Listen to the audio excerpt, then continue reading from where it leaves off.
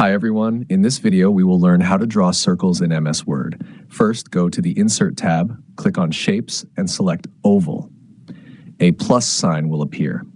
Drag it to draw a circle, but notice that it may not have equal width and height. To make a perfect circle, hold the Shift key while dragging. You can adjust the size as you like. To format the circle, right-click on it and select Format Shape. From here, you can change the color of the outer border line or the inner fill. Click on Fill to change the inside. Let's select No Fill for now. You can also adjust the width of the border line under the Line section.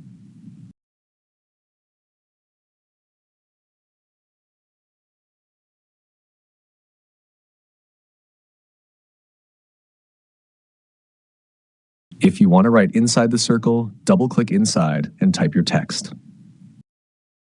Now let's create a second circle with a solid fill color.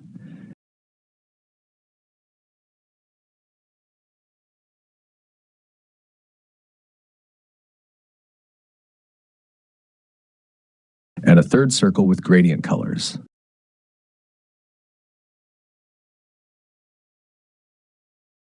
You can even change the gradient for both the line and the fill to make it look more stylish.